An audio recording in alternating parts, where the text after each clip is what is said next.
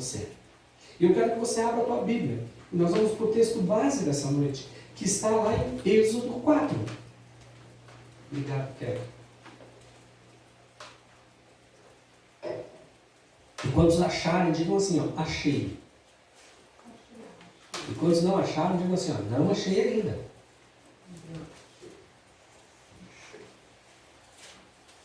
Se você está sem Bíblia, pega carona com alguém que está do teu lado. Se você não abriu a sua Bíblia, ligue, conecte a sua Bíblia.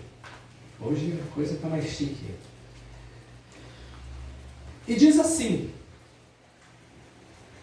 então respondeu Moisés e disse: mas eis que não me crerão, nem ouvirão a minha voz, porque dirão: o Senhor não te apareceu. E o Senhor disse: que é isso na tua mão? E ele disse: uma vara. E ele disse: lançai-a na terra. E ele a lançou na terra, e tornou em uma cobra. E Moisés fugia da cobra. Então disse o Senhor a Moisés: estenda a tua mão e pega-lhe pela cauda. E estendeu a mão, e pegou pela cauda, e tornou-lhe em uma vara em sua mão. Para que creiam que te apareceu o Senhor Deus de teus pais, e o Deus de Abraão, e o Deus de Isaque, e o Deus de Jacó. E disse mais o Senhor: põe agora a tua mão no teu coração, no teu peito. E tirando, eis que a mão estava leprosa, branca como a neve. E disse: torna a pôr a sua mão no teu peito. E tornou a colocar a mão em seu peito. Depois tirou-lhe do seu peito, e eis que tornara a sua carne. E apareceu que, e acontecerá que se eles não crerem, nem ouvirem a voz do primeiro sinal, crerão na voz do derradeiro sinal. Vamos orar mais uma vez? Senhor Deus, nós abrimos os nossos corações a tua palavra, que eu diminua e que tu cresças, e que tu venha falar aos nossos corações. No nome de Jesus, amém. Eu quero te explicar o texto primeiro, o que aconteceu. Primeiro, Moisés, ele está no monte, e Deus aparece ele no meio de uma sarça ardente, e começa a falar com Moisés. A sarça ardia e não apagava. E ele fala assim: quem és tu? Como é seu nome, Deus? Ele fala assim: eu sou Deus. Eu sou. E eu quero te usar para a libertação do teu povo. Diga comigo: libertação. Libertação. E ele começa a tratar com Moisés. E Moisés fala assim: não, mas eu não vou. Eu não sou eloquente. Eu não falo bem. Aí Deus fala: mas eu vou contigo. E daí Deus começa a olhar e fala assim: mas como é que eles vão crer? Aí Moisés está com um cajado na mão. Deus manda ele jogar o cajado no chão. Ele joga, esse cajado se torna uma cobra, ele começa a fugir. Mas Deus fala assim: pega pela cauda. E ele pega pela cauda, e esse cajado volta a se tornar, essa cobra volta a se tornar um cajado. Depois, Deus olha e fala assim: coloca a mão no teu peito. E Moisés coloca, e quando ele tira, a sua pele está totalmente branca, leprosa. E Deus fala assim: agora coloca de novo. E quando ele coloca a mão no coração dele, ele tira, a pele dele está normal. Aí Deus fala assim: você vai. E eles vão entender esse sinal. Mas se eles não entenderem, no final eles vão entender. Mais ou menos Deus fala assim: uma hora eles vão ter que entender. Meus queridos, nós temos que entender muitas vezes. E o que eu quero falar hoje com vocês é algo que muitas vezes nos atrapalha. Eu quero te falar que nessa noite nós vamos começar, eu quero que você pense, e aqui eu creio que a nossa vida é mudada pela palavra do Senhor. Se o Espírito de Deus nos libertar, verdadeiramente seremos livres. Isaías diz que verdadeiramente Ele levou sobre si todas as nossas dores e todas as nossas iniquidades. E o castigo que nos traz a paz estava sobre Ele. pelas suas pisaduras nós fomos sarados. Mas aí eu pergunto a você, e eu quero ser aqui bem batista nesse sentido. Nós batistas pensamos, e semana passada eu falei, nós acreditamos que uma vez salvos, nós somos salvos para sempre. Nós somos salvos, mas existe um crente de verdade, salvo em Cristo Jesus, mau caráter? Existe. Você sabe por quê? Porque se eu me converti hoje, eu mudei todo o meu caráter hoje. Alguns acontecem da água para o vinho. Se eu morrer hoje, eu aceitei Jesus hoje, e eu morrer hoje, eu vou para a glória. Mas a mudança de caráter é muitas vezes um processo de conversão em nossas vidas. E esse processo, eu acho que vai até o dia derradeiro para nós. Ou o dia da ascensão. O dia que se termina aqui. E nós subiremos para a glória com o Pai. Ou seja, em alguma área das nossas vidas, nós precisamos mudar o nosso caráter. Só que nós precisamos entender isso. E muitas vezes para nós está tudo bem. Nós temos um monte, eu gosto de pensar dessa forma, tem um monte de crente de verdade, que muitas vezes são impedidos, amarrados muitas vezes de pregar o Evangelho. Por quê? Ah, pastor, como assim? Por que as pessoas ficam apenas esquentando cadeiras e bancos? Agora não é mais banco, né? Mas por que ficam e não conseguem pregar o Evangelho? Porque são presos por amarras. Quais são essas amarras? Eu não sei falar. Eu não sou eloquente. Eu não sei tocar. Eu não tenho dom nenhum. Vocês estão já entendendo alguma comparação com o texto? Vocês estão vendo que muitas vezes a nossa fala para Deus é a mesma de Moisés?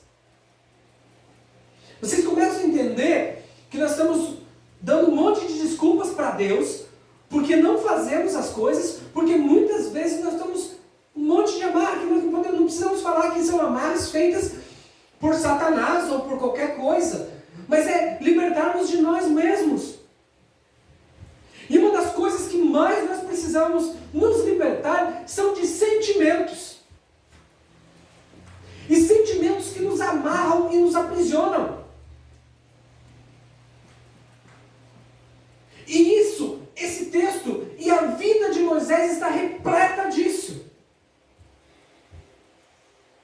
A vida de Moisés, quando chega a este ponto, Deus fala, e quase que ele fala, diferente da mulher cananeia, com Moisés, é Deus que chega a ele e fala assim: Moisés, eu vou te usar, mas eu preciso tratar com você. Deus já chega, dá um diagnóstico, e quando ele dá esse diagnóstico, ele trata Moisés. Moisés, por muito, diferente do orgulho daquela mulher, que eu falei semana passada, Moisés, ele demora a ser tratado. E se você continuar o texto, Moisés continua falando que ele não se acha hábil para isso. E o que acontece, Moisés, ao chegar a este ponto? Vamos relembrar um pouco a vida de Moisés? Quem é Moisés? Então vamos lá. Um filho. Alguém lembra o nome da mãe de Moisés?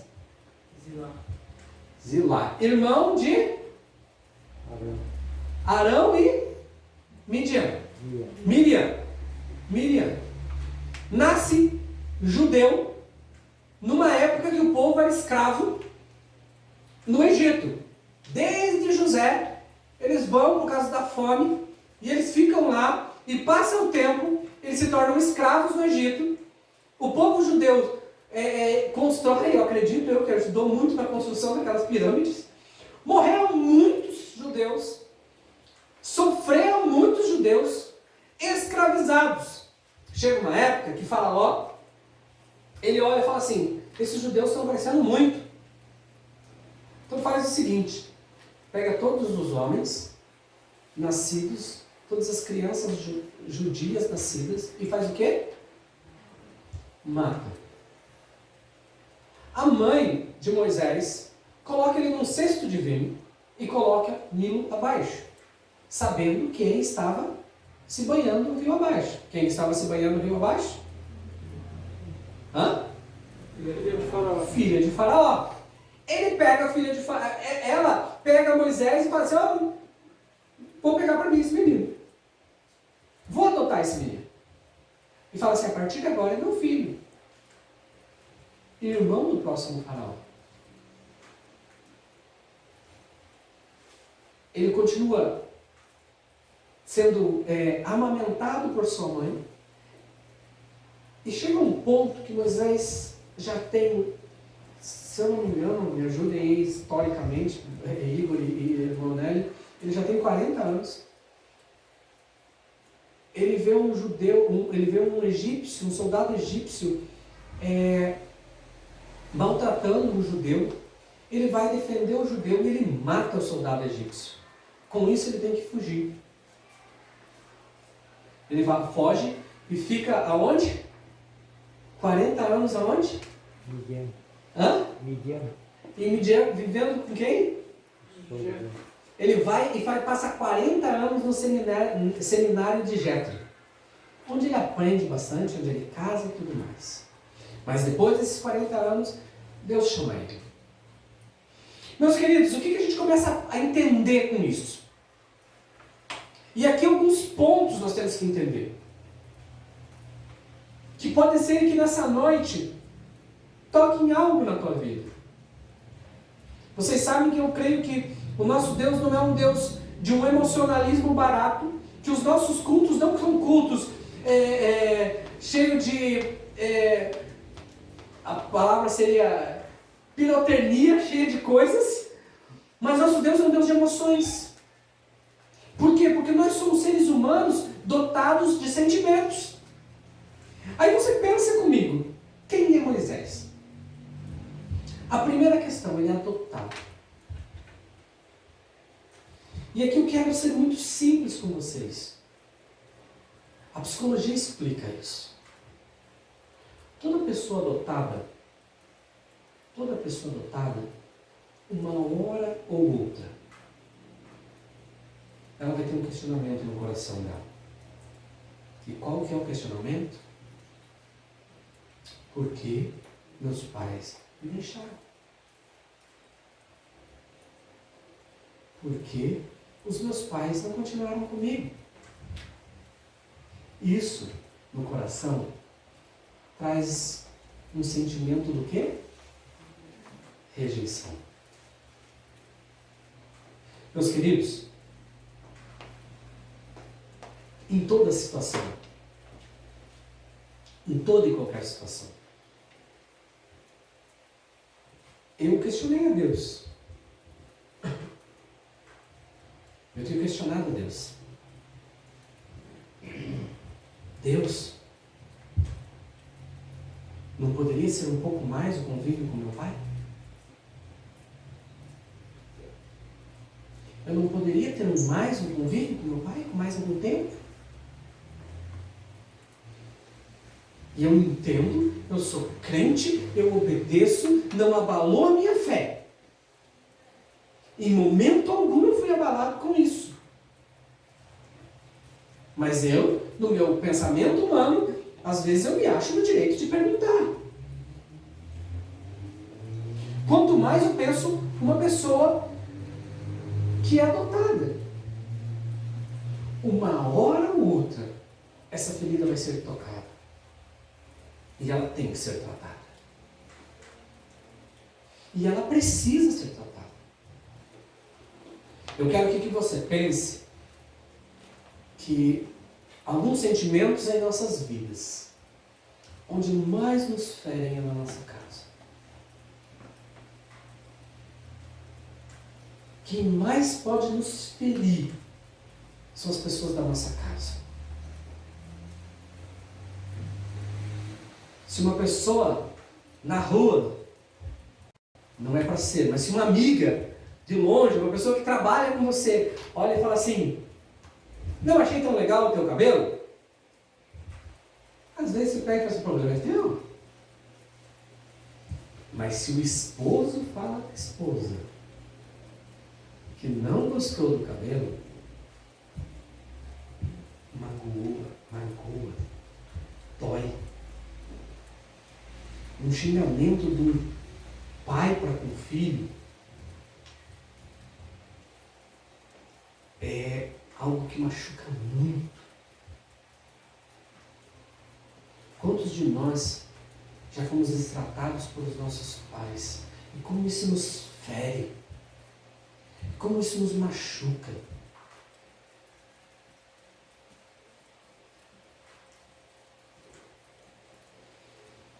Potencializa isso quando é qualquer questão de abandono.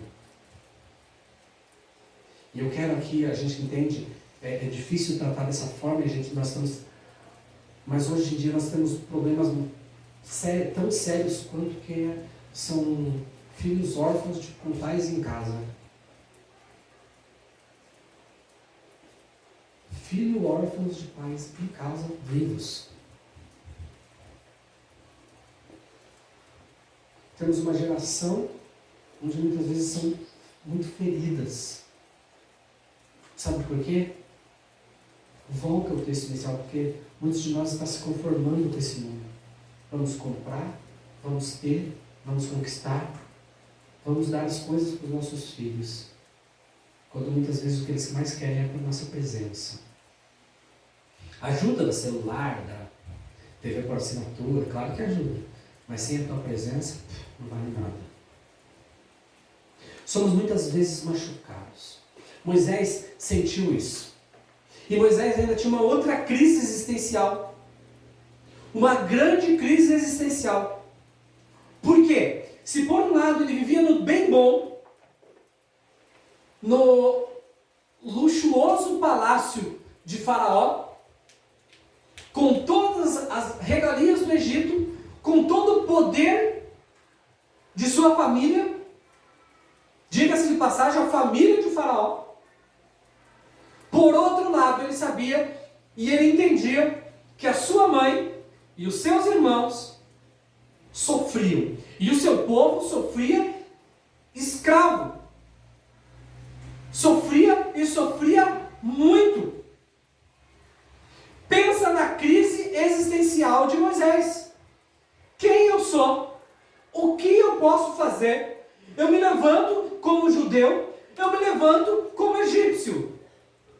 Como defender?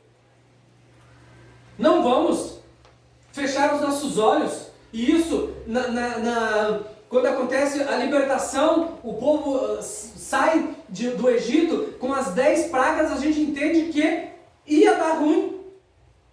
Ia dar confusão. Moisés tinha absoluta certeza disso. Não tem como sair em paz. Não tem como chegar para o meu irmão, chegar para o meu avô e falar: ei, seguinte, deixa esse povo hebreu, deixa esse povo judeu ir. Não tinha essa possibilidade. Quando fosse tocar nisso, ia dar errado. Pensaram em toda essa estrutura, essa rejeição, essa crise existencial que Moisés passava, crescendo dessa forma.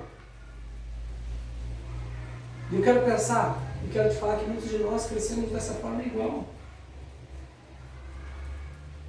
Não temos palavras diferentes a falar, senão muitas vezes amaldiçoado por pais.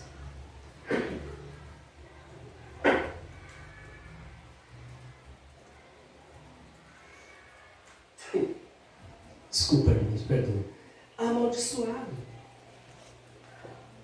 Quantas famílias, quantas pessoas escutam de pais: você não vai dar em nada, você não serve para nada, você não presta para nada.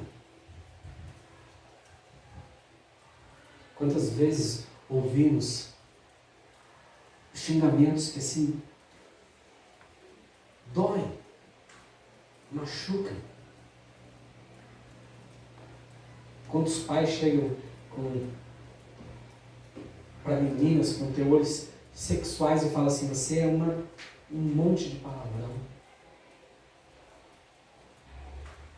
Quantos pais falam assim, não vai dar certo, é um burro.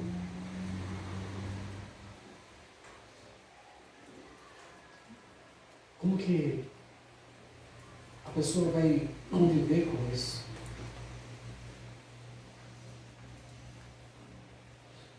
Mágoas, tristezas, sentimento de incapacidade, de inferioridade.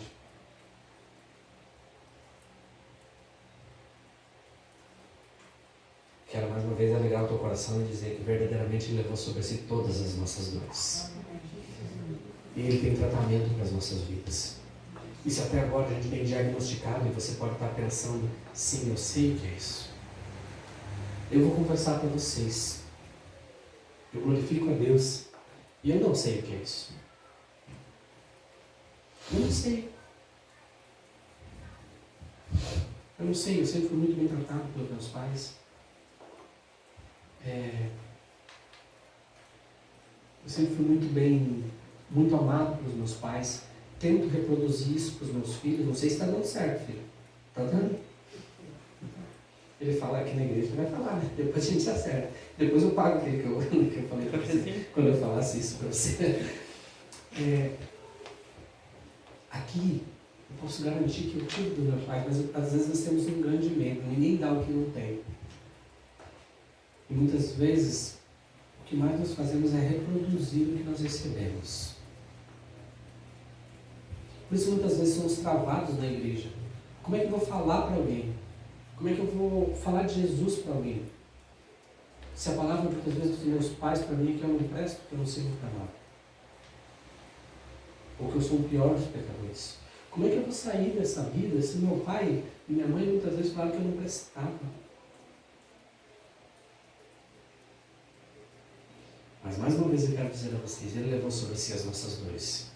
E se você não recebeu dos seus pais, você hoje tem um Pai eterno, que pode restabelecer e te dar todo o amor, a essência do amor, e colocar no teu coração e você pode entender que você é totalmente amável, que você é totalmente digno, que você é a perfeita criação do Pai, que Ele te ama e tem um propósito, tem planos para a tua vida, e no que você deixar, Ele vai te usar. Ele vai transformar o teu lamento em festa. Ele vai transformar a tua tristeza em alegria. Hoje pode ser sim um ponto final, onde a cruz de Cristo vai ser estabelecida nessa área da tua vida. Onde nós não estamos falando de libertação das coisas infernais ou qualquer coisa, mas muitas vezes são sim essas amarras, muitas vezes sentimentais, desse rancor que você muitas vezes guarda. E vamos ser sinceros, nós poderíamos falar várias coisas, mas quantos de nós temos essas amarras e precisamos perdoar? Eu falei, a gente estudou, a gente busca muito, e acho que a minha estrutura de vida, eu tinha uma pedagoga que trabalhava comigo, ela falou assim, Cláudio, eu gosto muito dessa como você consegue ter uma inteligência emocional. Claro que não é perfeita, né? Mas vai ser difícil você me ver gritando, desesperado, bravo com uma situação. Na verdade, eu faço o tipo. A Keto não viu já, né, Keto? Chegou na escola, e eu estava gritando com o aluno. Vocês sabem como é que é criança. E eu estava lá berrando. O que vocês estão fazendo aqui? Não pode estar correndo aqui. Se você cair, bater a cabeça aqui e se machucar, o que vai acontecer? Aí eles pegam e ficam assim. Quando eles saem, ficam com medo. Mas inteligência emocional é algo interessante. Mas para você ter isso, você precisa ter equilíbrio.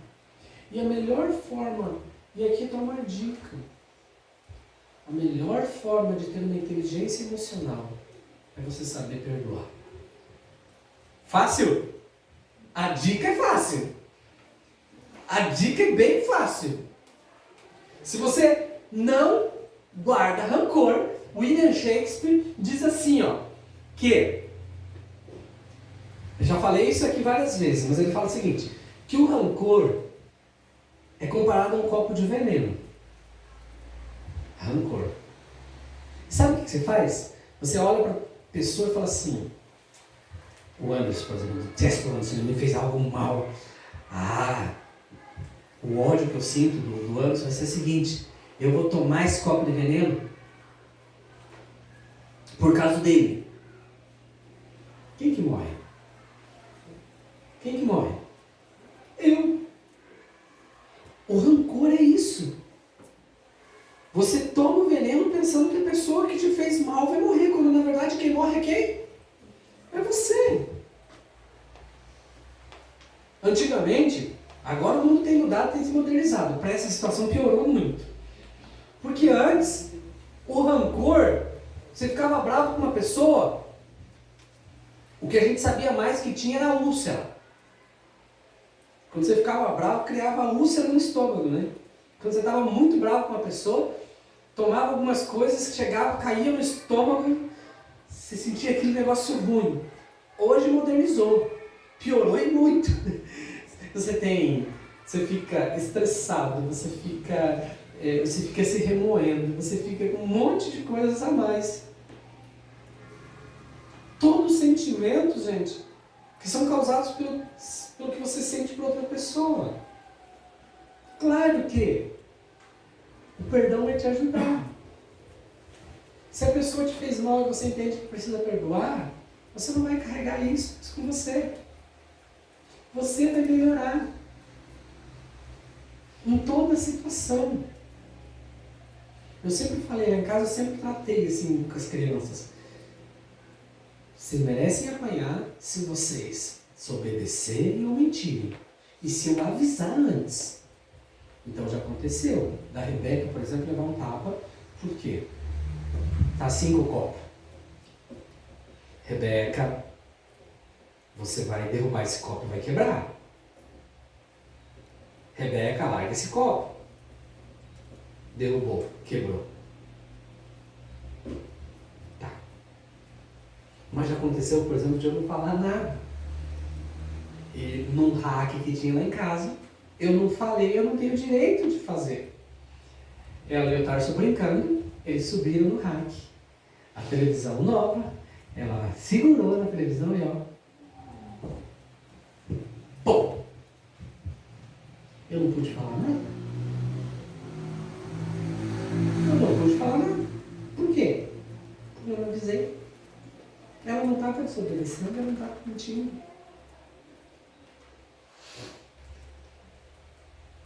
Mas você não pode fazer nada em hora de raiva. Para isso o perdão. Você sabe que é o seguinte, a minha mulher fez alguma coisa que eu não gostei. Não adianta gritar, sabe por quê? Porque eu vou ter que perdoar ela. Não adianta. Eu vou ter que acertar da melhor forma. Por quê? Porque eu vou ter que perdoar ela. Entendeu? Vocês estão entendendo o nível da inteligência emocional que o perdão vai te trazer para o teu coração? Se eu ficar bravo com qualquer pessoa e sair brigando, sério que você faz isso errado, depois, o que eu vou ter que fazer? Ir lá e pedir perdão para ele. Então o quê? Eu já perdoo ele de antemão, eu falo assim, tá bom, ele está errado, beleza. Depois você pode chegar e falar assim, sério, dá para fazer assim? Vocês estão notando que isso melhora muito? Nós estamos falando sobre as coisas de Deus, mas isso vai melhorar muitas coisas na sua casa. E muito mais. Não só lá na tua casa, não só aqui na igreja, não só na tua paternidade, mas você no teu trabalho. Quantas pessoas não sabem ouvir um não, que ficam magoadas? Quantas pessoas do seu trabalho não podem ficar sem receber uma promoção que esperavam? Quantas pessoas, e vamos falar como o mundo corporativo é assim, quantas pessoas tentam puxar o teu tapete, e se você ficar magoado e ficar bravo com aquela pessoa, você vai ficar remoendo e é ruim para você. Vai ser muito pior do que você não ser promovido. Por quê? Porque isso vai fazer mal para o teu coração. Diga comigo, perdão. O perdão é a melhor coisa a fazer. Repita isso, eu quero ouvir a tua voz. O perdão é a melhor coisa a fazer.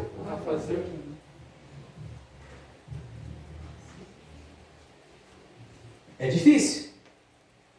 Muito. Muito. Mas você tem que perdoar. Vai além de um monte de coisa.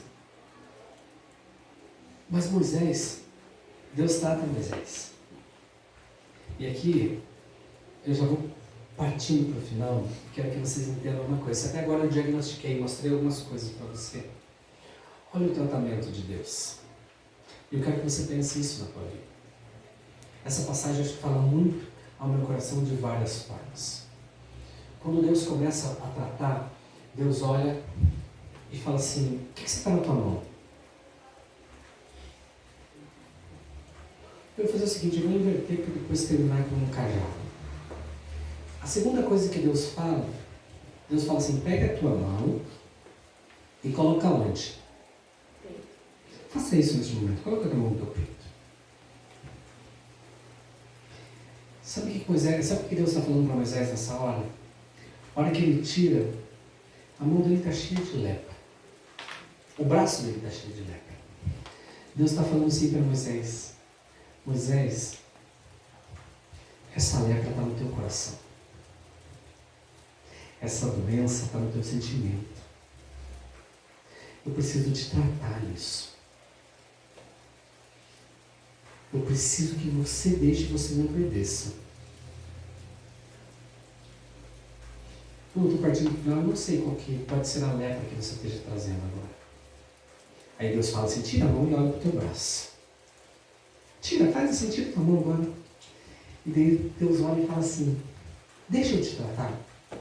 E Moisés fala assim: deixa. Então coloca a mão de novo no teu coração, porque é o teu coração que precisa ser tratado. É o teu sentimento que precisa ser tratado. É o teu rancor, é o teu ódio, é a tua falta de perdão que precisa ser tratada. Moisés, você precisa deixar que eu te trate. Você precisa entender que você precisa ser liberto desses sentimentos que só te atrapalham. Moisés, para você crescer, você precisa abrir mão desse rancor e dessa amargura. Para você dar frutos, para você crescer como pai, para você crescer como igreja nessa noite, eu quero falar.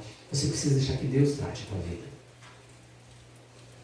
Para que você frutifique, para que você seja um bom pai, para que você seja uma boa mãe, para que você seja um bom profissional. Você precisa de um tratamento de Deus na tua vida. Para você ser um filho melhor. É muito cedo na minha vida, é um dia numa pregação, eu escutei Deus falando assim, um pregador falando assim: sabe o que teu pai fez para você? Sabe o que tua mãe fez para você? Se ele fez um monte de coisa, eu quero te dizer, Deus usou os teus pais para te dar uma coisa que você nunca vai conseguir dar para eles. O que Deus usou os teus pais para te dar? A vida. E você nunca consegue dar vida, não vai conseguir dar vida pelos seus pais. O máximo que você vai conseguir é dar a morte. Como isso? Sei lá, entrando na frente de um tiro, doando um coração ou qualquer coisa desse tipo. Você pode doar para a morte, mas a tua vida, os teus pais, você não consegue. Então eu vou falar uma coisa a vocês. Os teus pais já foram muito melhores para você do que você foi filho deles. Mas os meus pais fizeram um monte de coisa, mas você conhece Jesus. E você é o embaixador do reino dos céus. E o Senhor tem estabelecido um amor no teu coração, para que você perdoe e para que você abençoe seus pais. E para eles possam conhecer o mesmo amor que você conhece. Essa lepra tem que ser tirada. E a primeira coisa que Deus olha para Moisés e fala, ele diz assim: o que você está na tua mão? Uma vara, depende da tradução, é um cajado. Ele fala assim: joga no chão. E aí na hora que ele joga no chão, se transforma numa cobra. Isso tem muito a falar no nosso coração. Para quem não sabe, a cobra é um dos maiores símbolos do Egito. na coroa de Faraó, né, Igor? Nós estudamos história. Sabe qual que é um dos símbolos máximos na coroa de Faraó? É uma serpente. Naquela hora Deus está falando assim: Moisés, é o teu passado que você tem que agir. É toda essa amargura que você está. É toda essa crise existencial. Você tem que confiar em mim. E essa palavra fala muito sobre confiança, sabe por quê? Porque eu não fiz nada no Instituto Butantan. Nem morei no sítio. Mas eu tenho uma certeza. Eu não posso nunca pegar a cobra pela cauda, pelo final dela. Por quê? Porque ela vai virar e vai me dar um lote. Mas Deus olha e fala assim: confia. Deixa o teu passado na minha mão. Deixa as tuas aflições e ansiedades na minha mão. Deixa as tuas angústias na minha mão. Deixa a podridão que você viveu na minha mão. Deixa o teu ódio na minha mão. Deixa as tuas maldições na minha mão. Que no Novo Testamento nós chamamos de cruz. A cruz de Cristo, que é suficiente para romper toda e quebrar tudo. A nossa humanidade e a nossa perversão e a nossa destruição. Essa é a confiança que nós temos que ter. E Deus olha e fala assim: pega pelo final, pega pela cauda. E Moisés obedece. E sabe o que acontece quando ele obedece? Se torna um cajado. Se torna de novo cajado. Isaías 61, que eu li no primeiro, que a gente falou no primeiro dia, sobre nós sermos proclamadores de libertação aos cativos. Ele tem uma hora que ele fala assim, ó: e na sua vergonha eu farei o quê? Dupla honra. Esse cajado tem muito a falar aos nossos corações. Sabe por quê? Porque tem a ver com essa questão de dupla honra. Deus tratou Moisés. Deus libertou e curou Moisés. Vocês lembram quando Moisés estava para passar o rio? E o exército de Faraó estava vindo? O que Deus fala para Moisés fazer? Pegar o quê? E fazer o quê? E tocar. E o que aconteceu? Cena de filme. O mar se abriu. É o mesmo cajado. É o mesmo cajado. O que Deus está falando é o seguinte: você confiar em Deus, se libertar, tirar essas algemas e essas amarras do teu passado, vai te tornar dupla honra. Se você era alcoólatra, você vai poder, depois de liberto, você vai poder olhar para as pessoas e falar assim, ó: eu fui. E você pode se libertar e você pode ter força para se libertar. Se você tinha amargura, você pode olhar e falar assim: eu sofri com os meus pais, mas você pode também, eu perdoei os meus pais, e você pode deixar toda essa tua maldição, toda essa tua angústia e perdoar os seus pais e seguir daqui para frente. Você pode, além de ser abençoado, abençoar outras pessoas, e não só outras pessoas, porque esse cajado libertou toda a nação. Uma pessoa totalmente liberta vai libertar toda a nação, e você pode ter certeza que você, tendo uma vida sadia em Cristo Jesus, a tua família será liberta. Aonde você estiver, você vai dar fruto no tempo certo. Você vai poder ser um abençoador, desde que você confie no Senhor e abra a mão de toda essa amargura, tudo isso que não presta para trás, porque verdadeiramente Ele levou sobre si todas essas dores. E você sabe esse fardo que muitas vezes é pesado na sua vida? O próprio Cristo fala assim, ó: o meu fardo é leve. Ou seja, se você está com fardo pesado, se você está se sentindo pesado, você pode ser um salvo, mas você tem que abrir mão desse fardo pesado que muitas vezes tem impedido você de ser abençoado. É isso que Deus quer te tratar. É isso que Deus quer fazer. Eu sempre falo, tem uma grande diferença de ferida e de cicatriz. Eu tenho na minha pele, bem aqui ó, uma cicatriz. Eu estava jogando bola e o menino chutou, era pedra, né? E veio uma pedra e bateu no meu joelho. Eu fiz, ai, eu nem gosto de ser Neymar da vida, né? A hora que eu fiz assim, eu me ajoelhei e tinha uma rua de terra, tinha um caco de vidro. E eu baixei e cortou a minha perna. Me levaram para a clínica de fraturas, lá em Curitiba. Eu estava brincando de futebol na terra. Logo, como é que estava a minha perna? Suja. Eu cheguei lá. Você sabe como é que ela faz, a enfermeira faz para lavar? Ela joga água, joga sabão, pega uma escovinha, lava, depois daquilo dá os pontos. O que eu falei para vocês, a gente até brinca, dá uns jeitos na gente, mas vem aqui, ó. Virou cicatriz, eu posso falar porque eu fui curado. Doeu bastante. É difícil, a pior parte acho que é lavar. Mas eu fui curado. Mas se eu tivesse agora uma espinha, testa, igual os adolescentes têm, eu também tenho de vez em quando, e se ela estiver bem grande, eu colocar o dedo e apertar, vou sentir dor. Se alguém faz uma cirurgia que corta, se você encostar, vai sentir muita dor. Eu cuidei da minha mãe agora que teve uma infecção no rim, depois de ter vencido o câncer.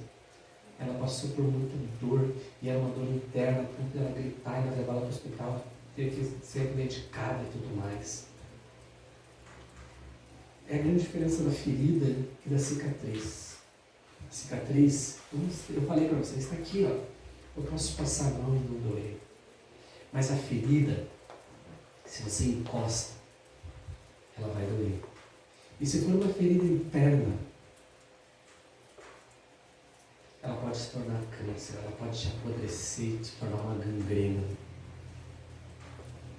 E eu quero tratar dessa forma com os sentimentos. Eu queria que você começasse a orar.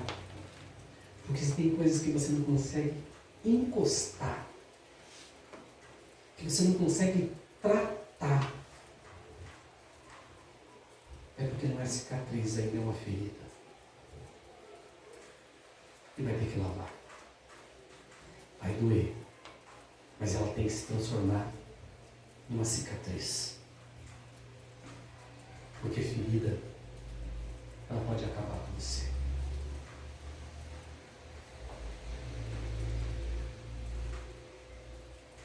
Vocês estão me entendendo?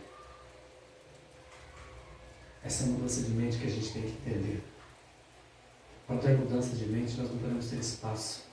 Nós cantamos assim, não tenho tempo para perder com o sentimento quando eu penso que Ele me ama. Mas isso tem sido uma realidade na tua vida? Então que comece a ser a partir de agora.